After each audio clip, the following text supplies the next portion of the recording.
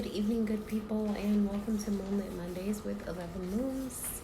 I am Shawnee, for those of you who do not know, and tonight I'm going to be talking about Mercury. I was going to go into the sun because, I'll talk about the moon first naturally. Next would be to talk about the sun, but because we have this Mercury retrograde, and because I am such a huge fan and subscriber of Mercury, I thought that I would go into Mercury next. So I'm going to start out first by giving a little bit of the Mercury retrograde rundown. So first of all, this Mercury retrograde in Scorpio is in square with Saturn, so that's going to bring issues and delays for our own good. If you're experiencing some setbacks, if things are getting in your way, if you're being delayed in any given way, it's just simply for your own good. Maybe you need to pause and reflect. Maybe you're about to do something that you really don't need to do. Maybe you need to learn how not to jump into things too quickly. So take it as a lesson, and don't be so frustrated because things aren't going your way. Hello. Also, with this square Saturn, it reminds us to be honest and disciplined, and take things step by step. We're not going to accomplish and finish everything at one time, and we're also in a new moon period. So we're just now planting the seeds. You're not supposed to have things complete just yet, okay? I'm just looking at my notes, y'all. Always have my notebook. This is going to be most intense for water signs because of the feelings of mental anxiety and emotional intensity of the collective with all the other placements surrounding this Mercury retrograde. And it's going to be the most challenging for fire signs because they're going through a period where they're kind of growing, and they're going to have to surrender to the fact that they gotta let themselves be vulnerable, and they can't just be strong and fire starters all the time. So it's gonna be challenging for them to try to combat and surrender to that energy. Some weapons that you can use to get through this retrograde: self-care and writing. Journaling is very powerful. Whether you want to journal about your current life, whether you want to journal about your future self, whether you want to journal and have conversations with your past self, whether you want to write letters to people that you haven't been able to have certain conversations with, maybe they don't see eye to eye, maybe those people are no longer with us, whether you want to journal out your intentions day to day. It's just something very powerful about putting pen to paper. And with this Mercury Scorpio energy, writing is going to be the best way to get through it because it's very invasive energy. It's asking you to really pry within yourself and also pry within the reflections of yourself that you see within others. So writing is a good tool to help get through this time. Also, self-care, whatever that means for you, baths, dancing, take a class, spend some time with friends, have sex, whatever self-care means for you, that's what you want to do. I am wearing Blue Moon lip gloss by 11 Moons. You can purchase it on my website, 11moons11.com. That's about it as far as Mercury retrograde that I'm going to talk about tonight. I will be going a little bit more in depth about Mercury retrograde on my live on Wednesday, but because I talked about that last week and I'm talking about it today, I'm not going to go too much into it, okay? So we will cut that off there. And then we'll talk about Mercury in general. So let me go back to my Mercury note real quick. Excuse me. Okay, so Mercury is the planet of communications, perceptions, intellect. It represents basically how we receive, process, and communicate information. Whether that be emotional information, spiritual information, or physical experience, which is information, um, whatever category that falls into. That is what Mercury represents in our lives. So it really forces us to tap into our reflections, um, in interpersonal relationships and our counterproductive patterns and habits that we need to divest from.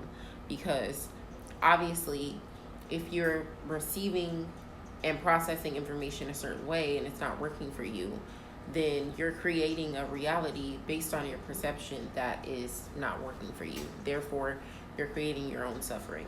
So it's very important to tap in with the energy of Mercury, because at the end of the day, everything is mental and nothing can manifest physically before it happens on a spiritual plane, mental plane.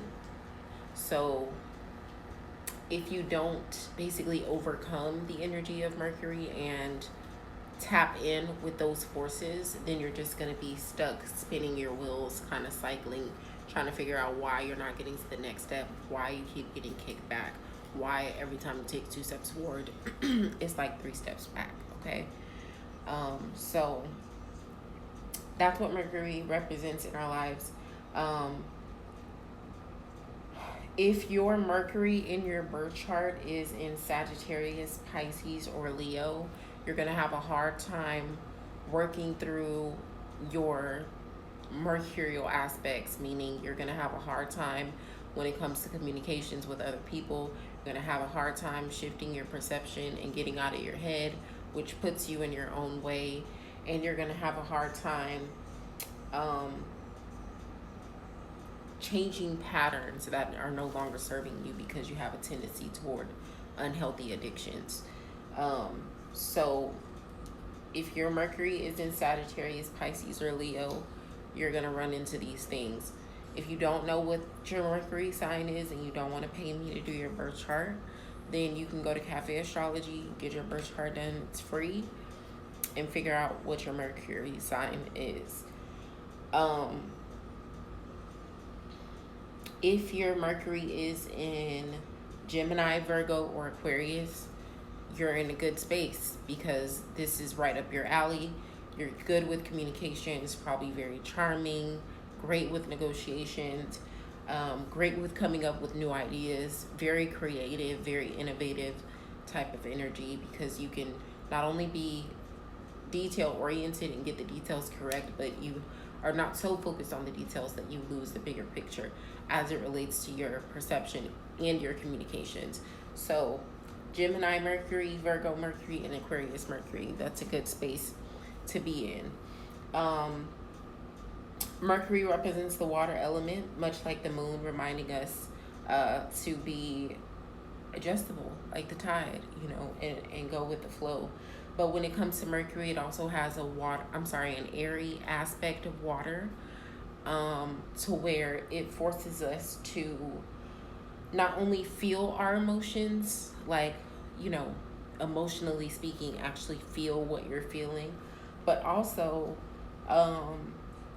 to intellectually process those emotions enough to take action on those emotions, or communicate those emotions, or teach those things to other people.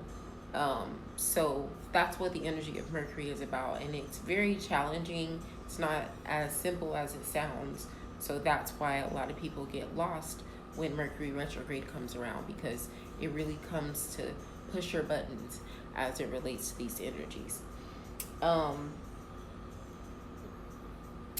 I follow Kabbalistic numerology when I speak of numerology. So when you hear me speak about numerology, I'm probably talking about Kabbalistic numerology. And when it comes to planets, I definitely follow that. So with Mercury, it represents Hod, which is associated with the number 8. It's very good energy of truth, of glory, of wisdom, the ability just to really surrender to your spiritual discipline enough to be able to go through the process of rebirth, and manifest the desires that you have on this physical plane. Because again, you can't manifest anything physically without first manifesting it spiritually and mentally. So if you can surrender to the spiritual discipline, then you can shift the mental perception, thus shifting your physical space and reality. I hope that makes sense.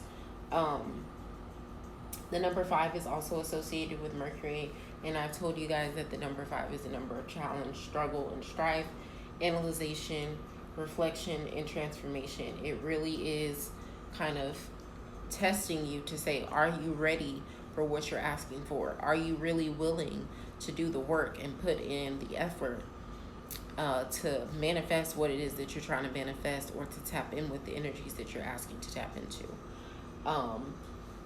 So that's that. Crystals associated with Mercury, if you want to tap in with these energies, if you're having communication issues, or if you feel like you haven't been able to make the best deals for yourself, good negotiations, or maybe you feel like your perception on things is very negative and you need to shift that, so you can get mercurial crystals that are aligned with the energy of Mercury. So some crystals that you can use for that: fire opal, labradorite, hematite, and blue agate. Those are pretty common. You can find those just about anywhere. So get you some of those if you feel like you've been struggling in those areas, to just kind of clear your mind and get out of your own way. Herbs that you can use: angelica root, lavender, parsley, incense and oils, bergamot, clove, lemongrass. Lavender is also good essential oil to clear the mind and calm anxiety. Mercury governs the nervous system. So things like mental overload, things like anxiety, speech, even breathing, like respiratory issues like asthma, those are all mercurial energies. So obviously we're stressed out when we feel like we can't process and perceive the experiences that we're having in a way that's productive for us, which is then going to cause anxiety, which then causes other issues. You know, it's just a chain of events. So I don't come on here and talk to y'all about planets to just bore your ears off and talk to you about planets. I'm telling you these things because when you know what these energies represent, then you can use these energies to your advantage instead of just letting them happen to you. You know what I'm saying? So that is pretty much that on that. I could go into it some more. The only other thing that I will say is I love Mercury. The reason why I do my lives every Wednesday is because Wednesday carries the energy of Mercury. It's great for communication, great for teaching, great for exploring. Explaining your message, and just expanding in terms of visibility, communication, influence, things of that nature. So I definitely use that energy on Wednesdays to come to you guys and to talk to you. And Monday is a great day for reflection, for introspection. It's all about the moon. I talked to y'all about the moon last week. So that is why I chose to do Moonlit Mondays. You know, it's not by chance, it's by design that I choose these particular days to work with. And you should tune in with the energies as well and use them, like I said, to your advantage. I'm going to do a little Mercury retrograde reading for you guys before I get out of here. The questions we have here: what old wounds are ready to be transformed? What is the power of our word? What is the truth about the reflections we've been avoiding in ourselves and others? How can we go about facing these shadows in the mirror? What karmic lessons are this retrograde revealing? And then we'll have a message from Mercury. Can you please suggest ways to learn more about the planets as they align to weekdays and planetary hours? I would suggest getting the only astrology book you ever need, or getting the book Planetary Magic. If you send me a message, I can send you like a link or the author to those, so that you'll have it.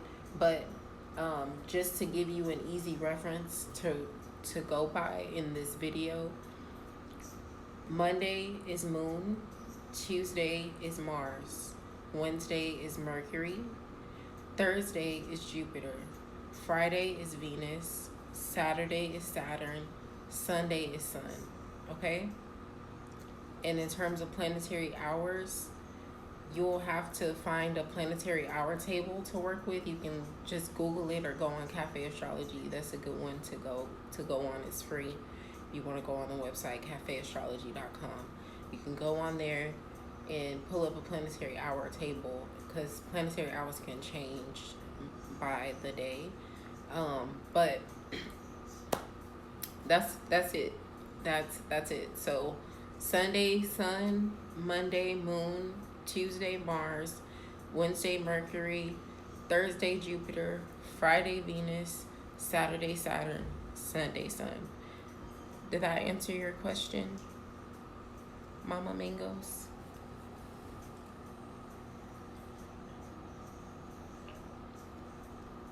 Hey, Bree.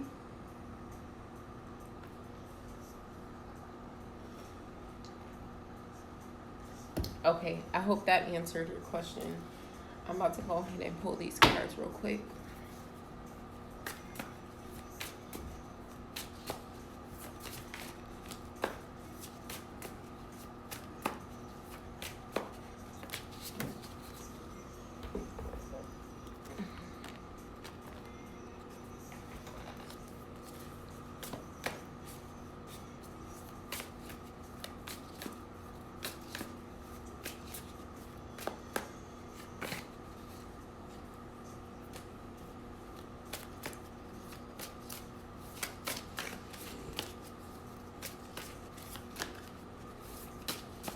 You're welcome.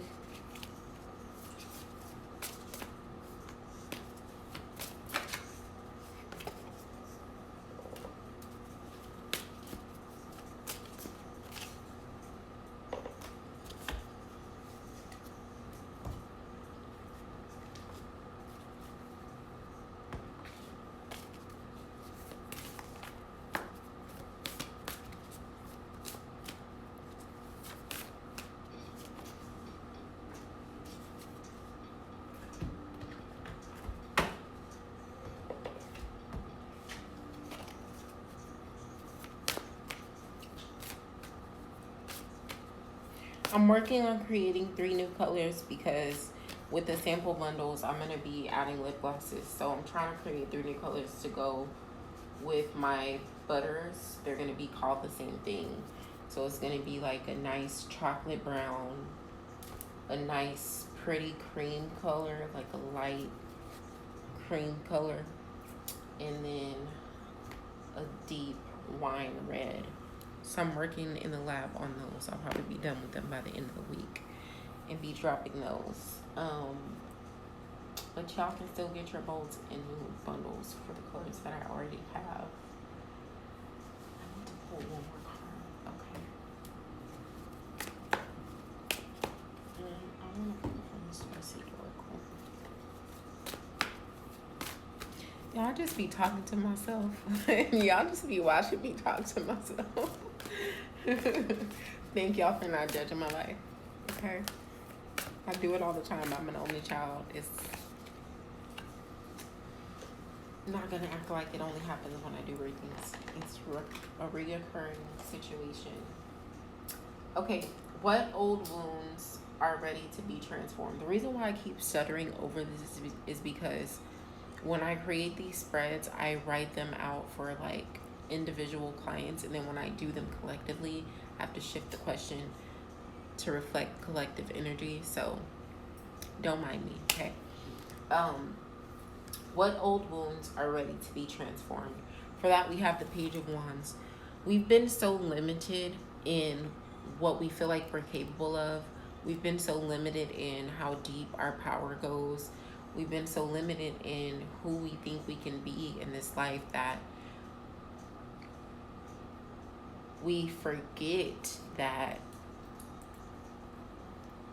we're here to create, and we always have the ability to create. It's all about will, drive, desire, and determination. So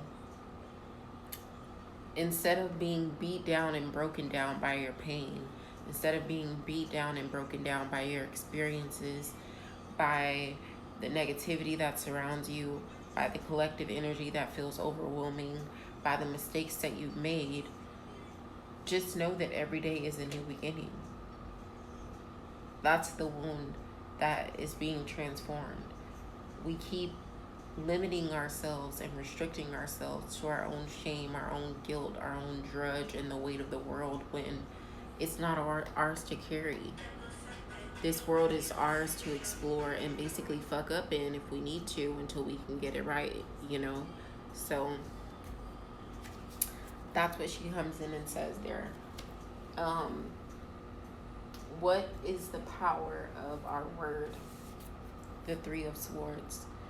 The power of our word is when we stay true to our word, especially when it comes to ourselves. When you keep your word to yourself, you find that you're not in such a position of betrayal, of heartbreak, of agony, of disappointment, of frustration, feeling like daggers have been sliced through your heart.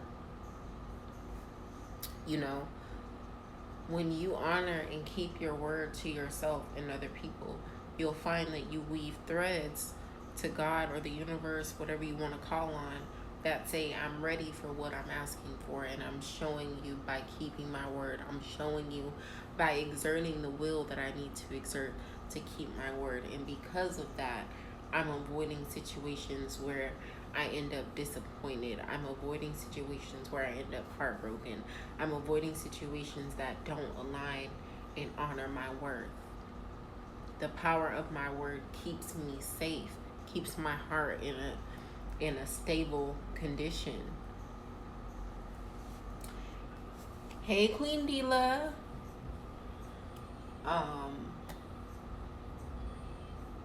What is the truth about the reflections we've been avoiding in ourselves and others? The truth about the reflection is when you embrace that reflection, when you surrender to those ugly pieces of yourself that you see in others, you're surrendering to yourself, and therefore you're accessing your high priestess. You're accessing a higher aspect of you. You're merging the dualities within yourself and putting yourself into a position of advantage and power.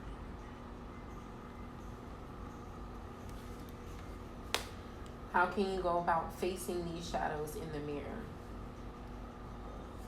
Trust the timing. Be patient with yourself.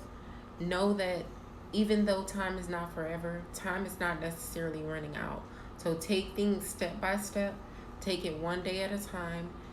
When you deal with one of these shadows and reflections, know that even though there's several others that you might have to deal with right behind it, you don't have to tackle them all at once.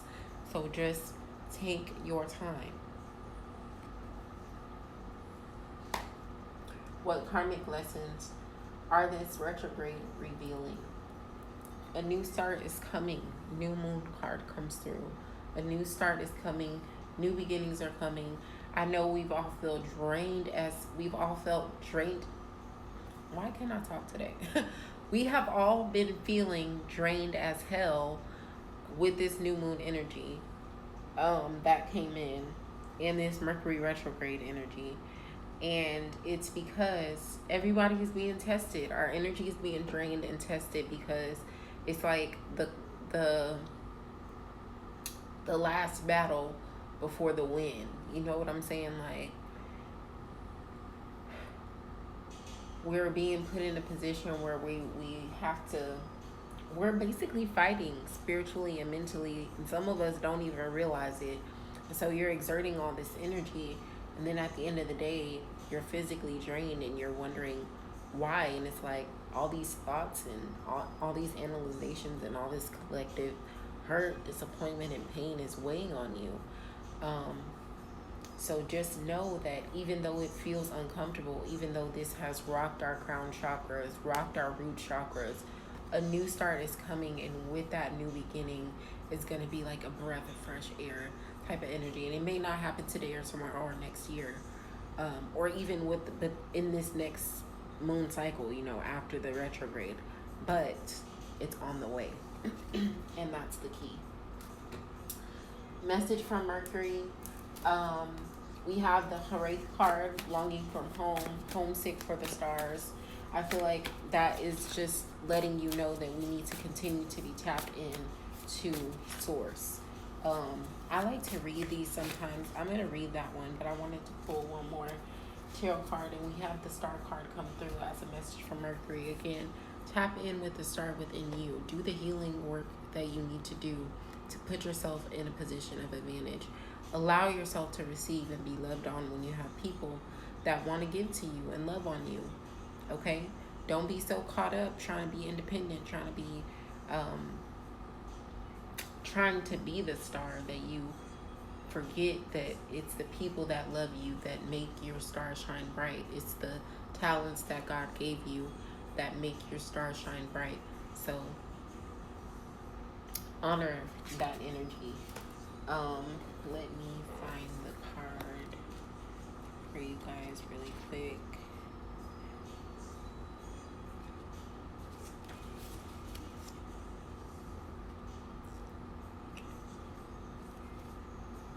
$74.